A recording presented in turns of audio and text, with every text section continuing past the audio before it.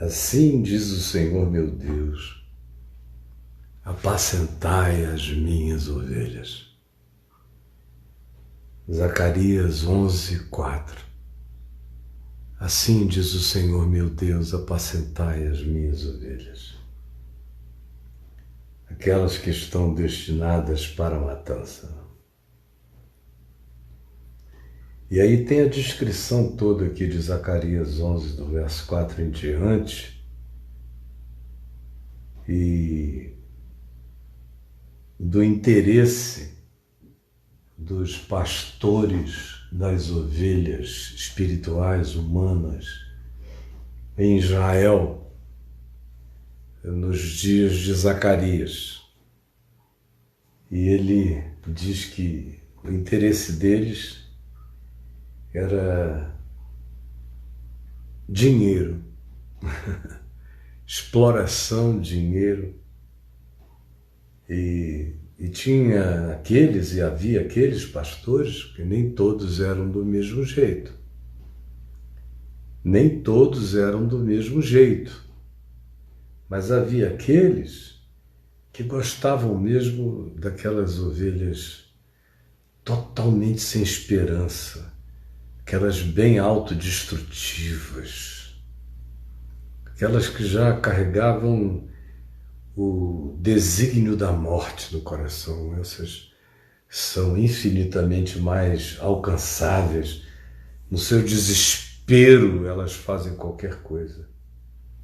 Aquelas que são destinadas para a matança, no seu desespero, elas fazem qualquer coisa.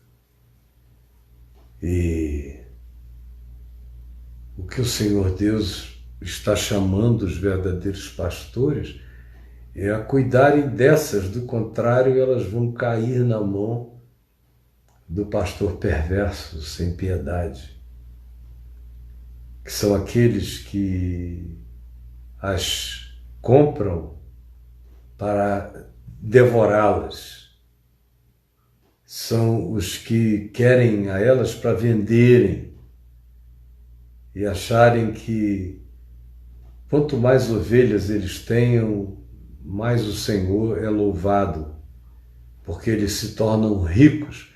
Quanto mais ovelhas, mais riqueza. Para esses pastores que não se compadecem delas.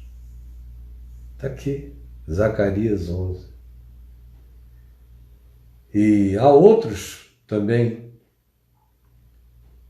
aqueles que exploram até aquelas que estão destinadas para a matança, pobres, miseráveis, eles dão em cima desses, porque esses, quanto menos têm, mais dão tudo que não têm.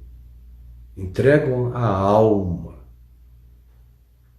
Eu conheço gente que rouba para dar para essas pessoas, que as exploram assim. Enquanto eles só pensam de fato em dinheiro. Como diz aqui o versículo 12 de Zacarias 11, dinheiro, grana.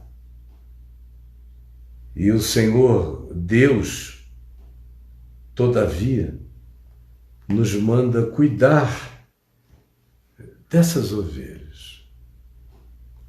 Por que eu estou falando isso? Eu acabei de fazer uma live ali no Instagram e vim para cá.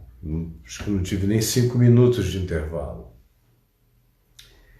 E lá eu estava falando sobre o fato de que se anunciou hoje nos meios de comunicação que um grupo de pastores de algumas denominações, juntamente com os seus deputados, que são, quando eu digo seus, é porque, de fato, esses deputados todos, com exceção de uns poucos, desses da chamada bancada, ou dessa frente evangélica, como vocês queiram, todos têm dono, com exceção de muito pouca gente que eu conheço. Os outros têm dono. Se o cara que o elegeu,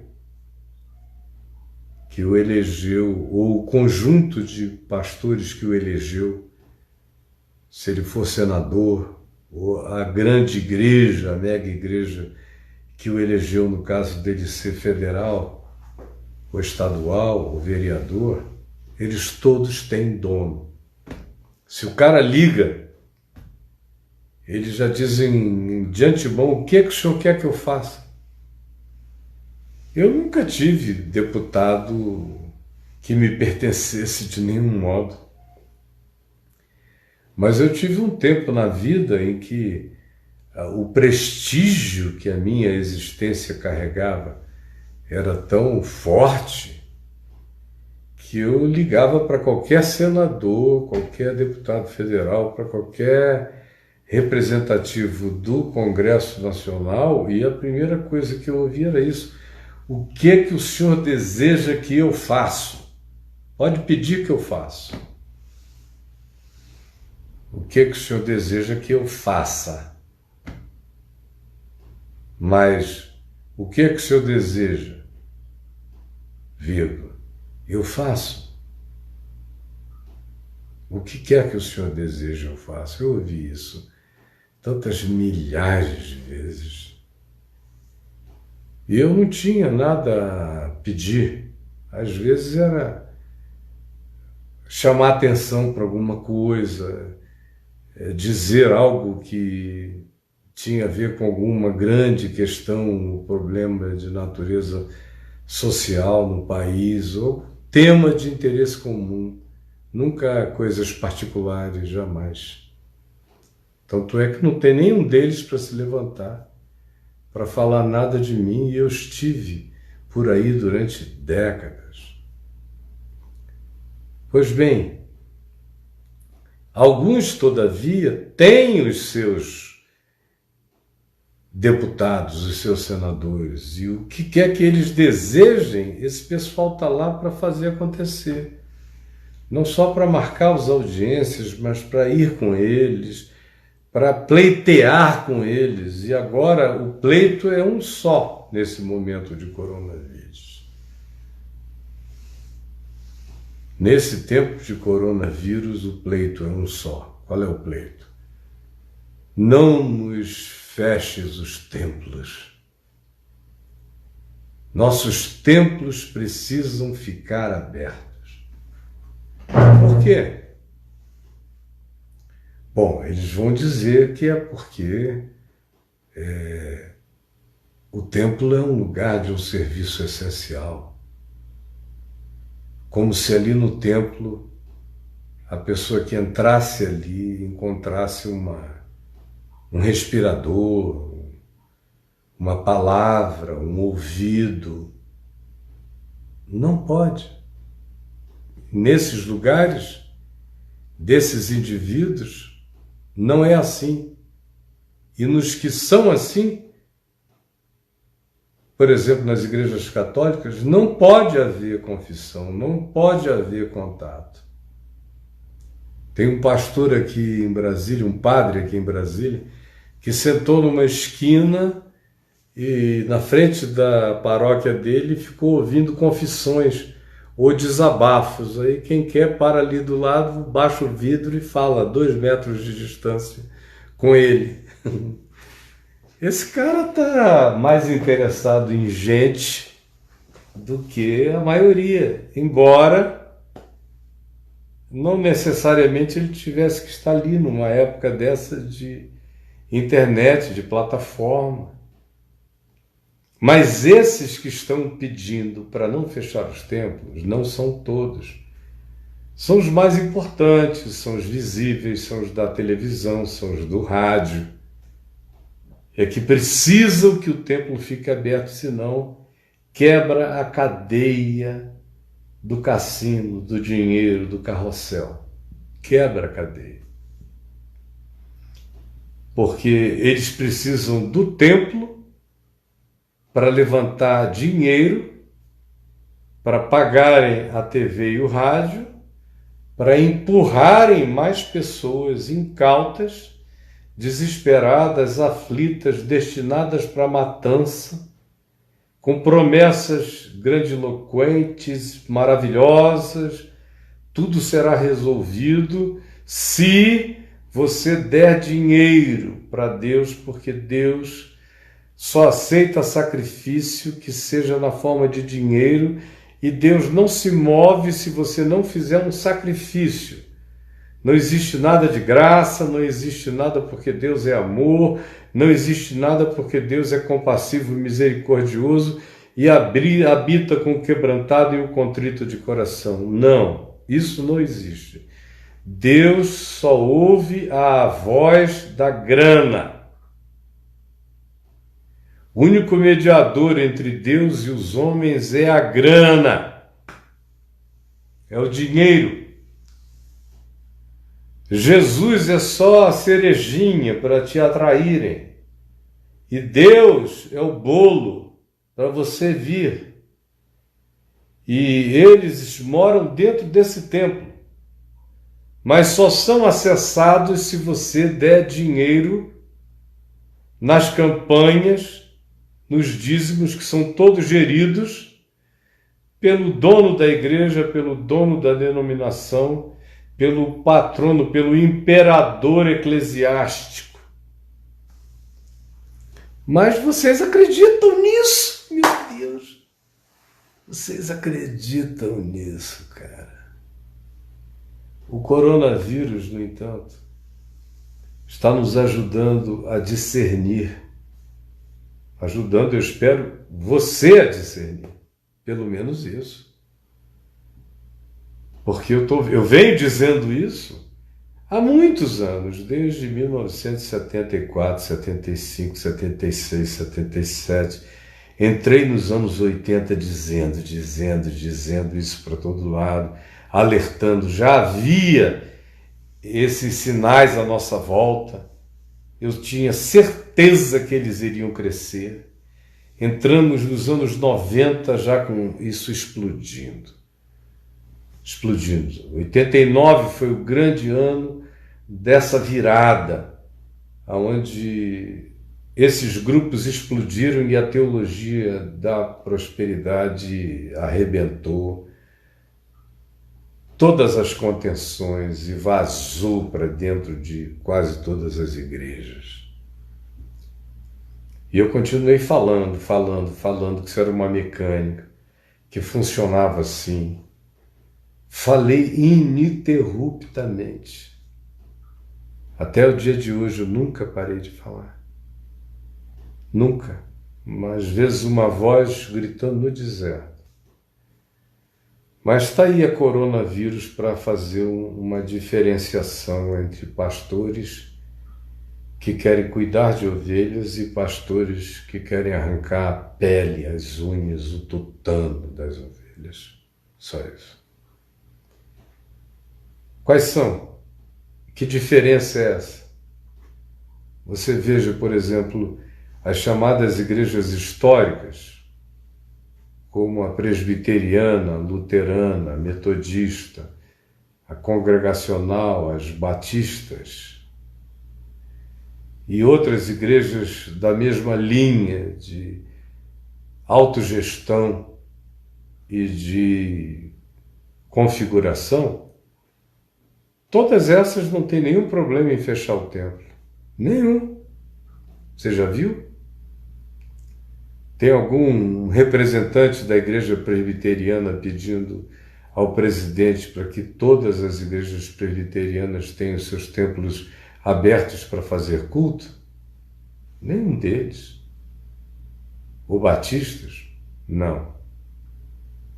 Agora, as igrejas cassino, que são as mesmas que são donas de deputados e de senadores, estão lá querendo que o culto evangélico seja considerado serviço essencial.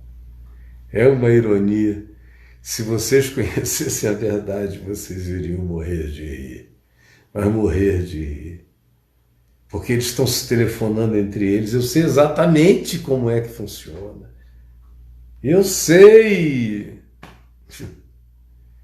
Eles estão se ligando, gente, a gente tem que mobilizar. Já falei com fulano, já falei com cicrano, já falei com não sei quem. Os nossos deputados, fulano, beltrano e cicrano, estão marcando uma audiência. Nós temos que ir e nós temos que pleitear, porque se fecharem os templos por causa da bosta, da porcaria,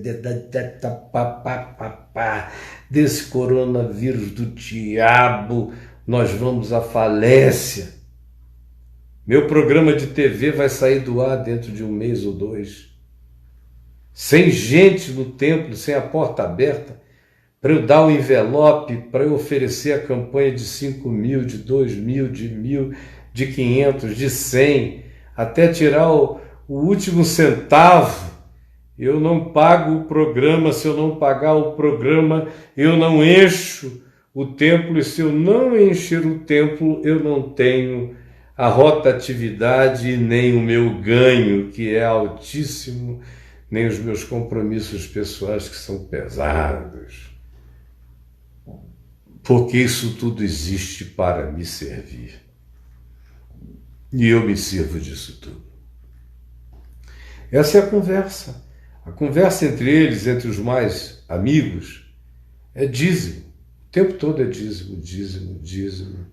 Campanha, oferta, lançamento.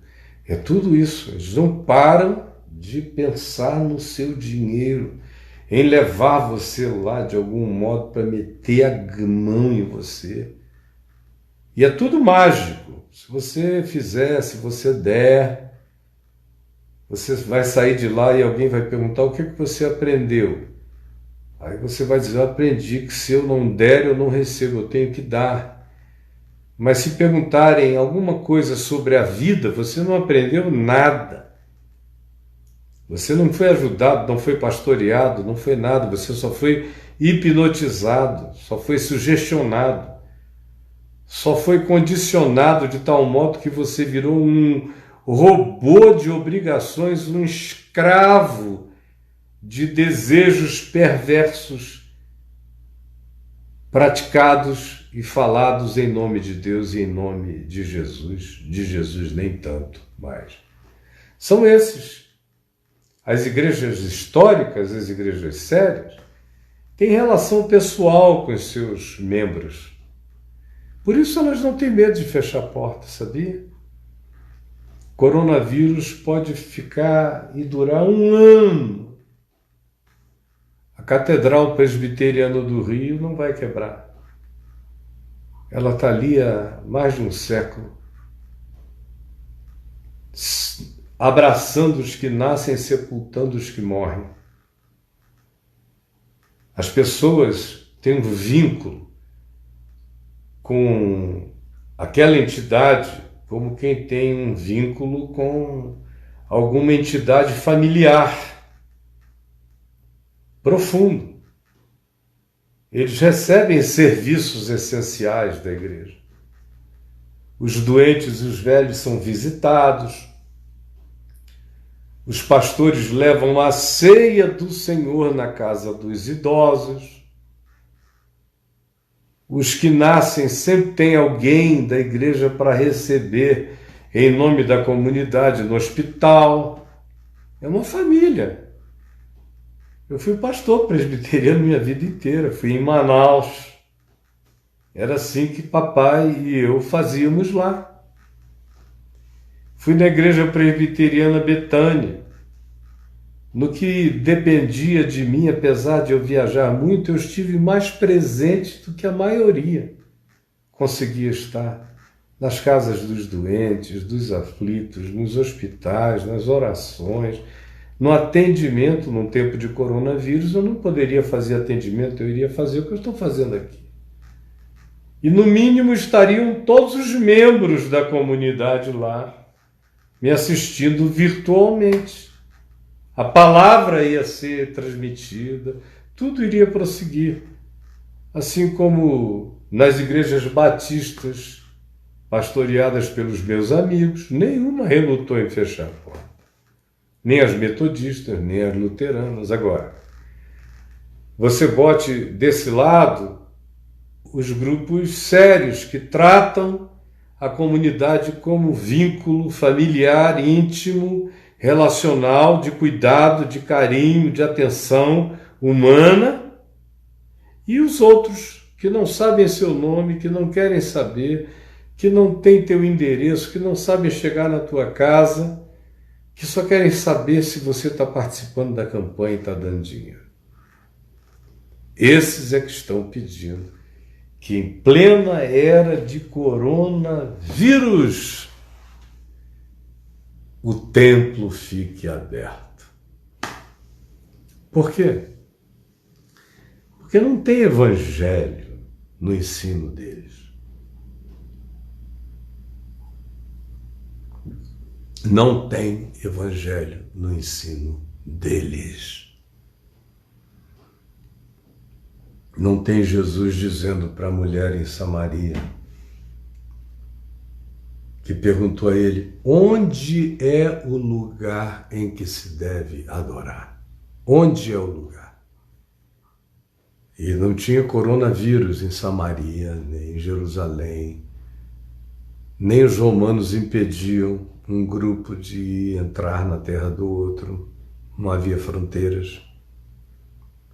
Onde é o lugar aonde se deve adorar? Onde?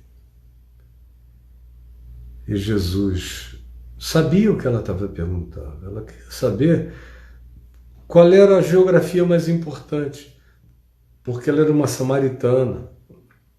Jesus era um judeu, embora fosse da Galiléia, tivesse crescido lá. E ela queria saber se tinha um lugar, um portal, aonde Deus era mais real, aonde Deus era mais presente, aonde Deus ouvia melhor.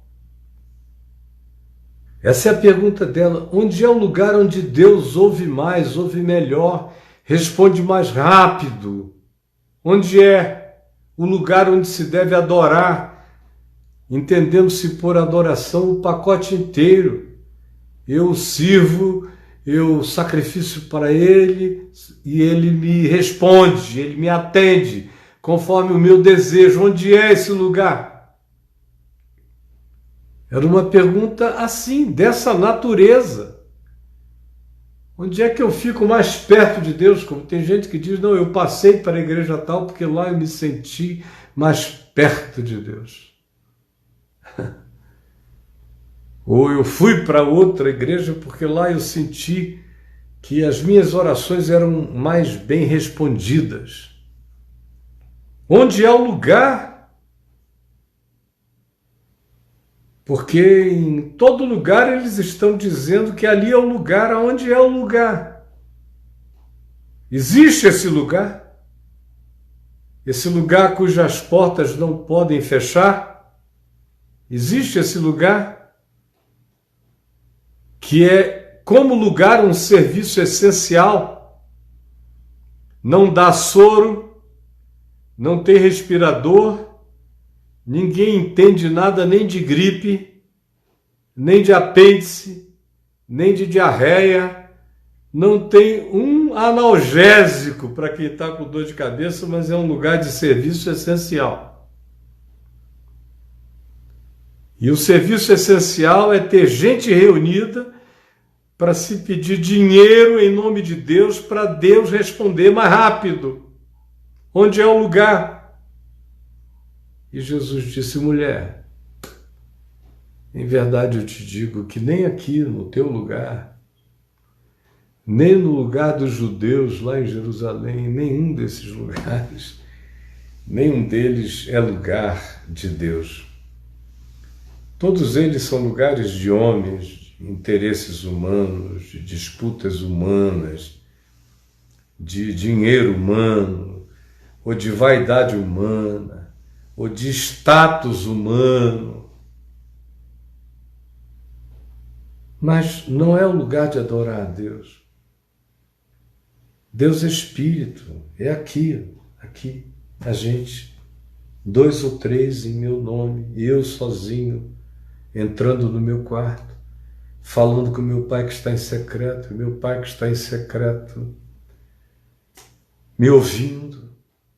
Ou antes disso, Jesus diz: não andeis ansiosos, nem ansiosos de angústia por oração, nem por resposta de oração. Não andeis ansiosos por nada, muito menos por frequência a um lugar de culto. Não andeis ansiosos, porque o vosso Pai Celeste sabe. O vosso Pai Celeste sabe o que necessitais, sabe?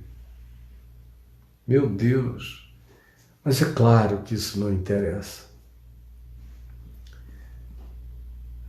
Você já leu aqui no profeta Malaquias, no Velho Testamento, no mesmo lugar onde se fala dos dízimos, no capítulo 3, você já ouviu que antes disso se diz? No capítulo 1, agora, pois, suplicai o favor de Deus que nos conceda a sua graça, mas com tais ofertas nas vossas mãos aceitará Ele a vossa pessoa? Oxalá, o quem me dera, diz o capítulo 1, verso 10. Quem me dera houvesse entre vocês aquele que fechasse as portas do templo. Quem me dera houvesse entre vocês aquele que fechasse as portas do templo, para que vocês não fizessem essas campanhas vazias, para que vocês não viessem supostamente usar em meu nome o altar para praticar a vaziez do capricho, do desejo da vaidade. Eu não tenho prazer em vós, eu não tenho prazer em vós. Que abris a porta do templo, eu não tenho prazer em vós, diz o Senhor. E nem aceitarei da vossa mão nenhuma oferta. Vocês têm interesse em outras coisas. Olha só, capítulo 1, verso 11, Deus diz, no mesmo ambiente onde se manda trazer os dízimos à casa do tesouro, capítulo 3, que era o templo de Jerusalém, para recuperá-lo, que estava em ruínas. Antes de dizer isso, o que Deus diz é: olha, esse negócio que vocês trazem, que vocês fazem, com o coração com o qual vocês fazem, para mim, isso e nada é a mesma coisa. Eu não habito em lugares. Olha como ele não habita em lugares. Verso 11 diz: mas desde o nascente do sol até o poente é grande entre todas as nações o meu nome. Fora de Israel, todas as nações. Quando Malaquias falou isso aqui, foi 400 antes de Cristo. Quem eram as grandes nações daquele tempo? O Egito, a Média, a Pérsia, a Grécia. Os romanos estavam iniciando, se tornando estruturadamente grandes. Os bretões, os celtas, pessoal lá da terra de Thor e de Odin. Gente de todos os lugares. E ele diz: desde o nascente do sol até o poente é grande entre as nações, essas nações que eu mencionei e as outras, os índios americanos, os índios latino-americanos, os índios sul-americanos, todos os povos das ilhas que existiam há 2.400 anos atrás. Desde o nascente do sol até o poente é grande entre as nações o meu nome. E em todo lugar, em todo lugar, em todo lugar, em todo lugar, mais do que o coronavírus, em todo lugar é queimado incenso, esses incensos que os crentes aborrecem tanto. É Deus que está dizendo aqui no Velho Testamento. Em todo lugar tem gente queimando incenso e trazendo ofertas as mais variadas, comidas, flores, o que eles querem. Ofertas puras, sinceras, de gente que não tem templo, não tem Bíblia, não tem religião organizada, mas tem um coração cheio de um gestual de amor, de esperança. Esses fazem para mim culto sem saber. E o meu nome é grande entre essas nações. Vocês estão pensando que eu preciso de igreja aberta? Agora, esse pessoal que está lá pleiteando o templo aberto como serviço essencial, sem oferecer nenhuma contrapartida a não ser a possibilidade de reunir pessoas para levantar dinheiro, para não entrarem na mecânica da falência,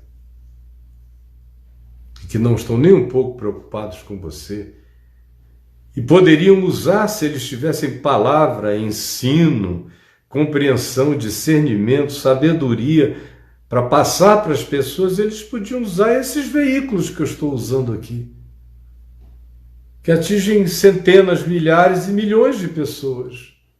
Eles poderiam, mas não se materializa o pegar no dinheiro aqui, ó. Não dá para eu pegar a tua oferta. Não dá. Para pagar a TV, pagar o rádio, pagar a estrutura, pagar o aluguel desse galpão. Guloso, de boca aberta para você entrar. E eu pedir o seu dinheiro em nome da sua miséria, da sua angústia, do seu medo, da sua falência, e eu limpar até o seu tutano. Se você vai embora e não volta mais, não interessa, a televisão vai encher isso aqui de novo. E essa é a questão, vai encher. Tem uns que são assim, estão querendo, apesar do coronavírus, que os templos fiquem abertos, para que eles, na gulodice deles, matem alguns, ou quem sabe dezenas, ou até centenas, como foi o caso daquela seita na Coreia do Sul que se negou a fechar a porta e acabou que disseminou aquilo para milhares de pessoas. E há aqueles que podem ser toscos às vezes, conservadores demais, legalistas demais, muito moralistas, muito puritanos, mas que preferem fechar a porta, apesar de qualquer coisa que eu não concorde a respeito disso. Porque o negócio deles não é dinheiro. Eles, certo ou errados, estão ali por convicção. E a maioria deles prefere, porque eles têm acesso aos seus membros, aos seus paroquianos, eles preferem mandar um e-mail, fazer um contato, mandar os grupos de WhatsApp, reunir todo mundo. Porque eles sabem que o coronavírus pode ficar 1 ano. Eles não vão perder ninguém, nem vão à falência, porque as pessoas vão tratar aquele grupo como família. É diferente. É outro espírito. Por exemplo, o Caminho da Graça aqui, que não tem templo, não tem lugar, não tem prédio, não tem propriedade, não tem nada disso, eu não tenho a menor preocupação com o coronavírus, nem aqui, nem em lugar nenhum, em nenhuma estação do caminho ou em nenhum dos grupos que funcionam no espírito do Caminho da Graça, nenhuma preocupação. Não tem nem o que fechar, já está fechado. O lugar da reunião pode ser aqui, pode ser ali, pode ser acolá. Há 15 anos vem sendo assim, de modo que o coronavírus, nesse sentido, e nada é a mesma coisa, não vai prejudicar em coisa alguma. Por quê? Porque as pessoas se conhecem, as pessoas se relacionam, as pessoas entendem o objetivo. As pessoas colaboram, as pessoas cooperam, as pessoas se sentem parte, as pessoas sabem que no desespero serão ajudadas, que na angústia serão amparadas, que na aflição serão socorridas. É família para elas. Ninguém precisa explicar coisa alguma, já está certo. E ninguém está atrás do dinheiro de ninguém. Nós podemos ser corpo de Cristo. É só o que podemos ser. Nós somos corpo de Cristo. Já éramos antes dessa facilidade. Agora, com muito mais facilidade. Tem gente que deve estar me assistindo aqui na África. Vamos ver se a Karen está aí. Karen Souza. O delay, ela vai me ouvir daqui a alguns minutos. Me assistindo na África. Em Ovelha. Nunca encontrei com ela na vida, mas ela me chama de Papis. Mas já participei dos assuntos mais íntimos da vida dela, como ninguém presencialmente, eventualmente, teria participado.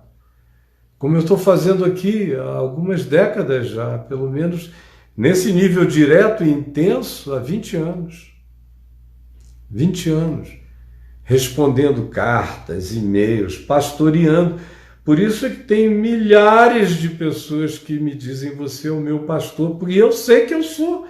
Eu as pastoreio, eu as ajudo a não se separarem, a se perdoarem, ou a se separarem sem se maltratarem, sem litigarem. Vou ajudando todo dia. Eu sei que essa palavra é cura. Tem alguém aqui que diz: Caio, eu estou na China. Bom dia, Caio. É o André Lima da Rocha. André, obrigado. Um beijo para você aí na China, que está sendo pastoreado pela minha palavra agora e está tendo o coração consolado e confortado e fortalecido. Toda culpa seja tirada, toda paz seja dada, toda comunhão direta e livre com Deus te seja possibilitada agora em nome de Jesus. E assim, meus queridos, tem gente em todos os lugares, no mundo inteiro. Quem tem palavra e tem boa intenção no coração, pastoreia todo mundo, pastoreia qualquer um. Japão. Deus te abençoe. Estou no Japão, Vivi, Maurício, Yoshioka. Deus te abençoe, Vivi. Beijo para você, para os meus amigos no Japão, em todos os lugares, Madrid. Às vezes tem gente que diz: eu estou aqui na Namíbia, estou aqui na Etiópia. Gente em todos os lugares, como na Bahia. Olha só, eu estou aqui pastoreando você em Araraquara, Denilson.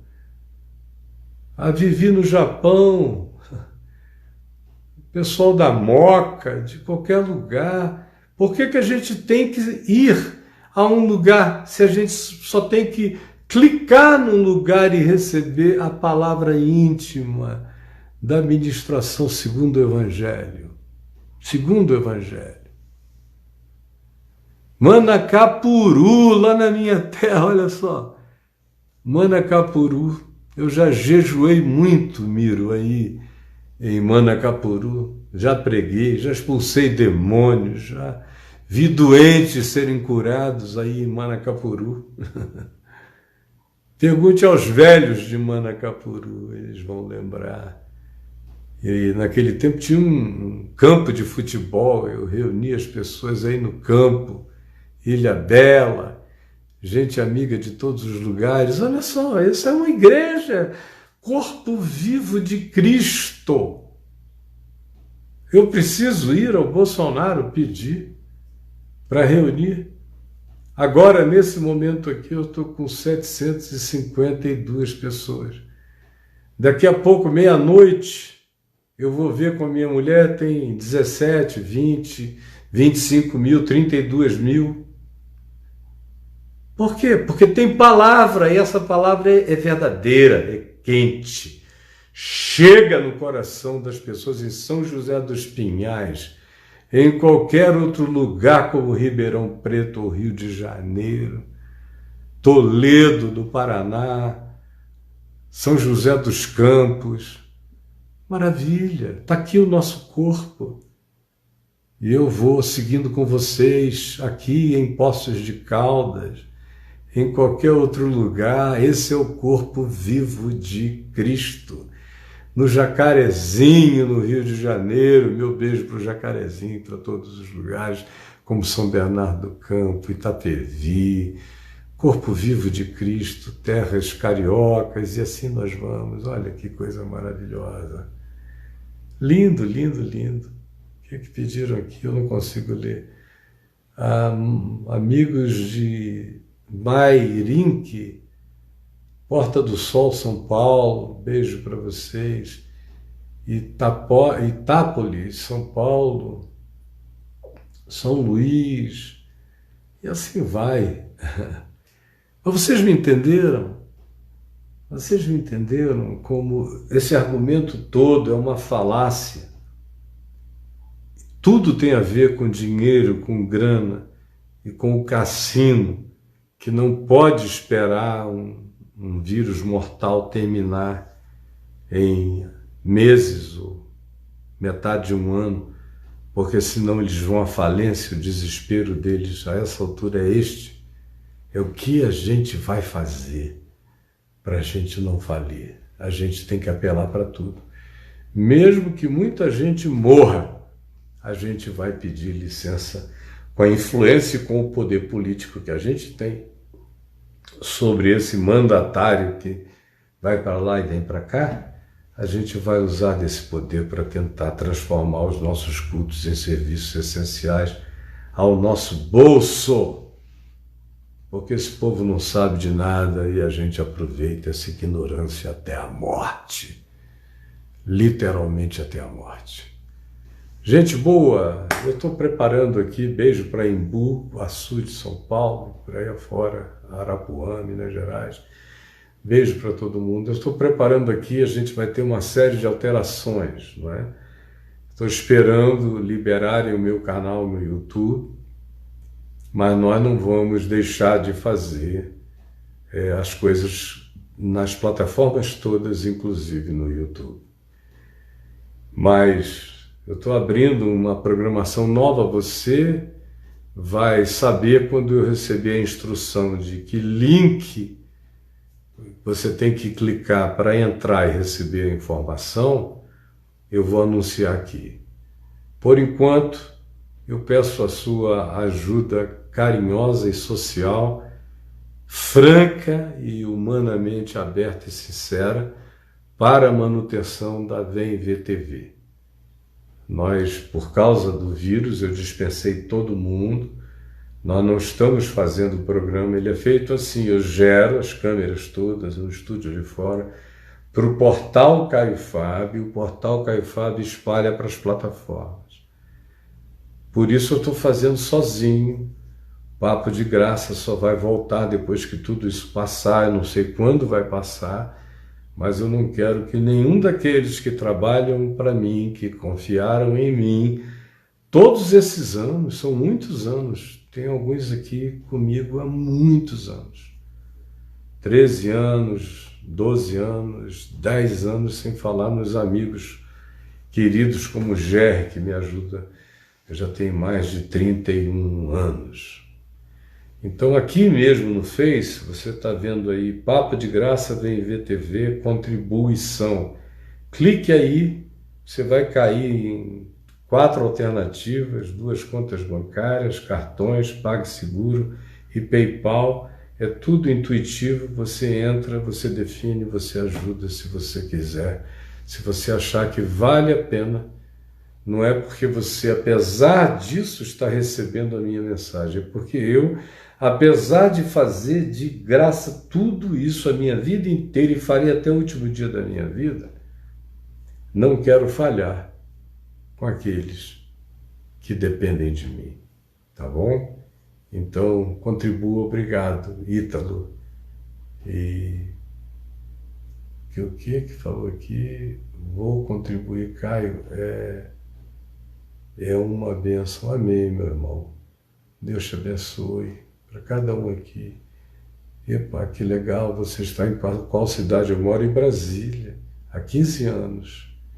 Eu morava no Rio, antes do Rio, em Manaus. Eu morei alguns anos fora do país, indo e vindo, mas eu moro em Brasília. Que, por sinal, essa casa é um lugar onde a Adriana e eu, obrigado, Walter, Davi Aguiar, deposito sempre no Banco do Brasil, pode fazer isso. Essa casa é um lugar onde eu e a Adriana moramos há mais tempo. Eu, na minha vida, ela não. Ela sempre teve o hábito de morar nos mesmos lugares. Eu é que mudei muito durante a minha vida. Essas bengalas são herança do meu pai. Meu pai andava de bengalas. Então, desde criança que eu tenho carinho especial por bengalas. Antes dele morrer, ele começou a me dar as bengalas e quando ele morreu, ele me deu a muleta e a bengalinha que ele usava. Eu comecei com essas e fui gostando de encontrar bengalas, passei a comprar algumas e depois as pessoas, ao verem que eu gostava, passaram a me dar. Infelizmente, o Labona foi cancelado. É o corona, mas vai continuar, nada vai parar, tá bom? Você vai participar, meu querido Jefferson Macedo. Beijo para você, tudo vai continuar. Tudo que é palavra não para com o vírus. E a gente tem os mecanismos para transcender o espaço-tempo e chegar ao entendimento de cada um, aonde cada um está. Agora eu vou ter que parar, amanhã eu volto, 7h30 no Instagram, 8 horas aqui no Facebook. Um beijo para todo mundo. Sim, meu filho, morei em Niterói durante muitos anos. Morei no Ingá, morei em São Francisco, morei em Piratininga, em Itaipu, Itacoatiara, morei em Niterói, a minha terrinha, eu tenho filhos lá e alguns dos meus melhores amigos estão lá. Um beijo também para Canindé, no Ceará, um beijo para todo mundo que está aqui, Bauru, mandando beijo. Eu e o Arthur te mandamos um abraço, beijos de Araguari, Minas Gerais, olha que coisa linda. E assim é maravilhoso conversar com vocês. Está aqui, ó, igreja, muito mais de 1, 2 ou 3 reunidos em seu nome. Jesus, nós estamos aqui reunidos em teu nome. Uma realidade que Pedro, Paulo, Tiago, João, Tadeu, Bartolomeu, Simão, Judas, ninguém poderia imaginar que haveria esse dia em que um homem sentado diante de um aparato falaria com a terra toda. Que milagre! Que catolicidade, que universalidade, que coisa maravilhosa. Entrar nessa convergência espiritual com o teu povo espalhado em toda a face da terra, com todos esses que invocam o teu nome juntos em toda a terra, agora, nesse instante. Neste mesmo momento, em qualquer fuso horário. Muito obrigado. Esse é teu corpo. E nós estamos de acordo em amor, pedindo que tu visites a todos os necessitados nessa Assembleia.